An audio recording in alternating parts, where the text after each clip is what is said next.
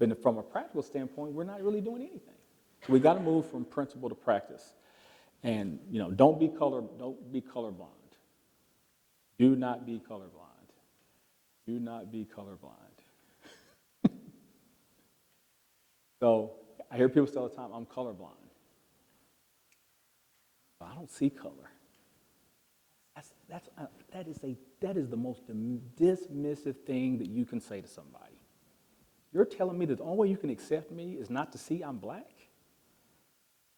You have to ignore that I have color altogether? That's the only way you can accept me? That is the most dismissive thing that you could ever say. That, oh yeah, I'm just colorblind, I don't see color. And when you say that, you are speaking from a position of privilege, and you should not do that. Putting that out there. You should be able to, I want you to see my color. I want you to see her color. I want you to see everybody's color, because what everybody's color brings to the table is important.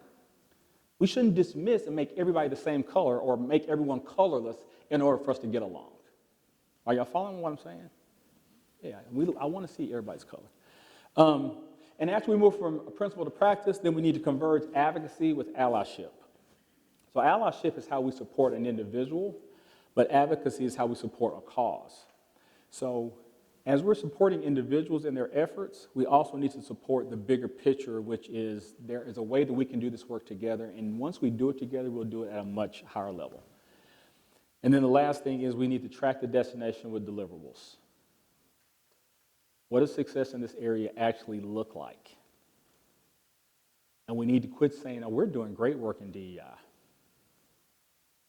Because then the first question I'm going to ask is, how do you know? How do you know that?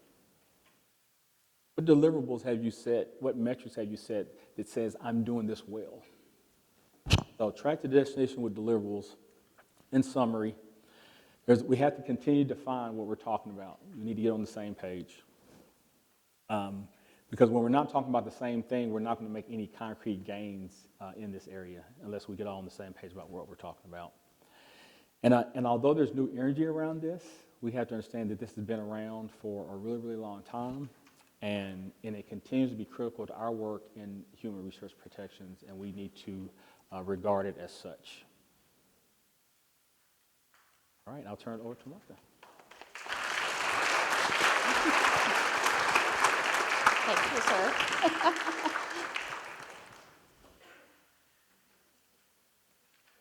Okay, so thanks to Quincy and Barbara as well for setting us up here a little bit. I'm going to get a little bit more into, as Quincy said, some of the maybe practical things that you can do.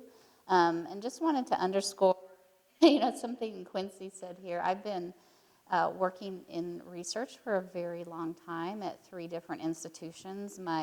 Where I grew up, and the initial institution where I learned about research was at the University of Iowa. Very interesting at that time, to Quincy's point, Iowa is, as even today, but back then, completely white, rural community. And I can remember trying to write grants that were requiring that we, in those days, very basic idea of, well, how many black people are you going to recruit into your studies was the question we were often asked. It's like, none. I have none. I can't recruit from Chicago, which was the closest place where we had could reach out. And it's, to your point, it's been a challenge forever for us. I was in St. Louis when Michael Brown was shot. Our offices were shut down. I was involved in, responses to those activities, in sessions learning when I'm there walking in the protests, how do I get out of jail when I get arrested? I mean, it's been a continual learning process for me. And if you're like me, this can be a scary area to step into, right? You don't want to make a mistake. You don't want to say something wrong. But I'm going to encourage you to get out there and do something, even if you make a mistake, even if you say something wrong, Continue to educate yourself. Don't rely on somebody else to educate you. Take the initiative to go out and educate yourself. Figure out how you can do something, whatever that is. I'm going to talk about, the discussion items that you saw in the description of our session. But more importantly, I want you to think about how you can prepare for change in this space. And you've been hearing it from Barbara and Quincy, and I'm going to underscore, you can't do this alone. You need to do it in partnership.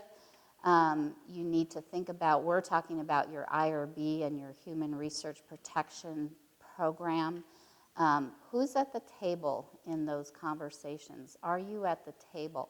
And if you're not, if your IRB is not at the table at your institution, or your HRPP is not at the table in these discussions or in the ability to move something forward in your space, you need to get there. Don't hang back. Start asking questions and continue to ask questions of whoever you can talk to or reach out to. Susan Kornetsky, if you know Susan, at Boston Children's, and I are going to be doing a session at Primer on this topic and what IRBs can do to start moving forward.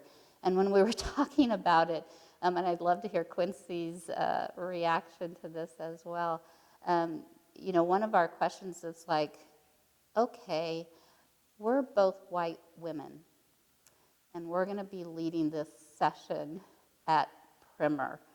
Is that okay? And we had a lot of discussions about this.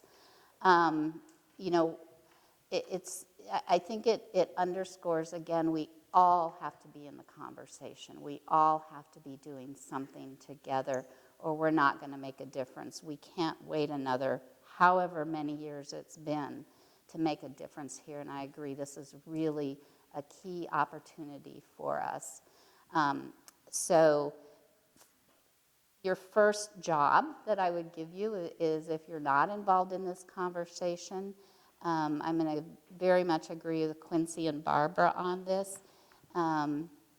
It doesn't matter who you are. It doesn't matter what your role is. You can make a difference here in moving this forward. When I started really initiating some things at my institution, and my role there is as the Vice President for Human Research Affairs, which means I have the IRB reporting up to me and some other things, but we didn't at the time have any real efforts on DEIJ in research per se, in human subjects research. And I started talking, just calling and talking to researchers that have been working in this field for a long time and about getting some initiatives started.